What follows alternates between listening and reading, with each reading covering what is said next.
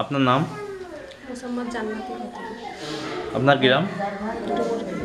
আচ্ছা, এই যে সম্প্রতি এই যে ডুমুরখালীতে যে হত্যাকাণ্ড হয়েছে, সবুজকে নির্মমভাবে মার্ডার করা হয়েছে, এর পিছনে কে কে জড়িত ছিল এই বিষয়ে আপনি কি জানেন? মূলত মার্ডার করছে জসিমার সদর। এর পিছনে আরো অনেক লোক রয়েছে, যেগুলো হচ্ছে বাবলু, মুকুল, হাসান, তারপর হচ্ছে আপনার শাহজামাল, এরাই এর সাথে জড়িত। আচ্ছা, এই জায়গা থেকে যে স্থানীয় যে পুলিশ প্রশাসন, এদের কি আইনি যে ক্ষমতা বলে, এরা কি এই জায়গা থেকে এই যে আসামি, এই যারা সহযোগিতার পিছনে যারা ষড়যন্ত্রকারী ছিল, তাদের কি কোনো কিছু আইনের আশ্রয় আনতে পারছে? না, কিছুই করতে পারি না।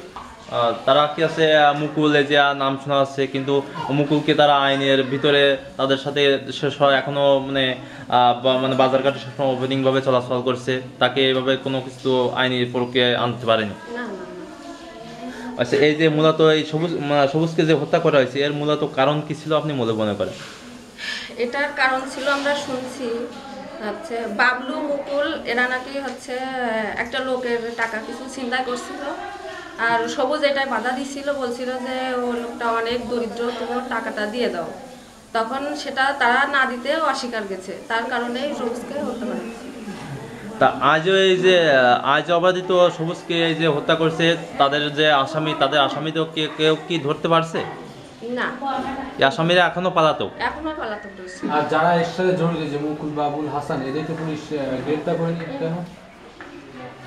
আমার মনে হয় পুলিশের সাথে এদের খুব আন্তরিকতা রয়েছে, আর হচ্ছে টাকা দেওয়া হয়েছে। বাবলু, মুকুল এরা পুলিশদের টাকা দিয়ে আচ্ছা, এই রাখছে। মূলত এই সবুজ যে ছেলেটা খুন হয়েছে, এই সবুজ ছেলেটার স্বভাব চরিত্র কিরকম কি ছিল? সবুজ ছেলেটা আসলে খুব ভালো ছিল, খুব ভদ্র ছিল। আমরা কখনো তার খারাপ কোনো চরিত্র দেখি নাই, বা কোনো ব্যবহারও খারাপ পাই। আচ্ছা, সবুজ ছেলেটা কি করতো? পড়াশোনা করতো।